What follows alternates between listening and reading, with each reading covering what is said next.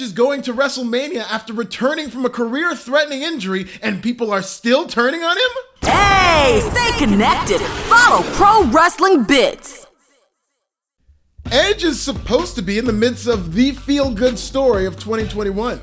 But as a 47-year-old challenger for a world title and a member of the creative team, suddenly not everybody feels so good about his Tom Brady-like rise. Edge came out of retirement, he came back again after a serious triceps injury, reunited with his best friend, and won the 2021 Royal Rumble from the #1 position. All fairytale-type stuff, but not enough to protect him from the OP outrage. Because in pro wrestling, outrage, much like Father Time, is undefeated.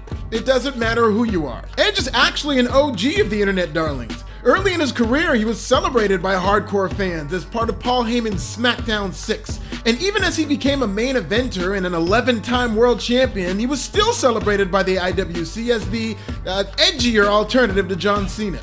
But not all the sex, drugs, and rock and roll in the world could help the rated R superstar in an era of rising tension as WWE continues to fruitlessly search for its next top star. The optics of an aging Edge becoming a member of WWE Creative, then going wire to wire in a Royal Rumble, then main eventing WrestleMania are a recipe for a Twitter heel turn. If Edge beats Roman Reigns in April, he just might become the modern day Triple H to some of these people. Fellow OG internet darling Daniel Bryan isn't making life any easier on Edge from an optics standpoint.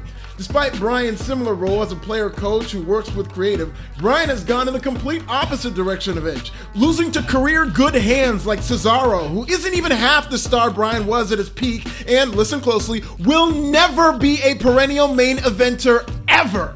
I know he's an athlete who's strong and he can work, I just never cared. And that's always been the problem with Cesaro. Point is, from an outsider's perspective, Edge is using his influence to catapult himself to the WrestleMania main event, while Daniel Bryan is using his influence to lose matches he has no business losing, all in the name of putting over a low-ceiling mid-carder like Cesaro. I actually have no problem with Edge as a top star in 2021.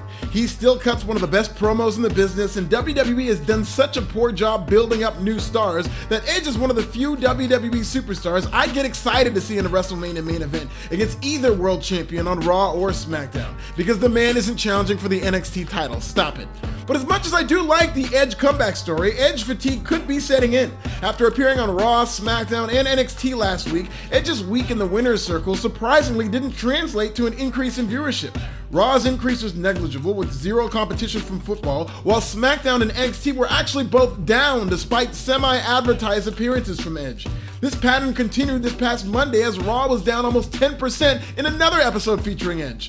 Edge feels like he's one world title win away from turning heel, whether he wants to or not. A legend in this position tends to alienate fans the more they win. Just ask Goldberg, whose Universal title win in Saudi Arabia last year was WWE's most disliked video of 2020.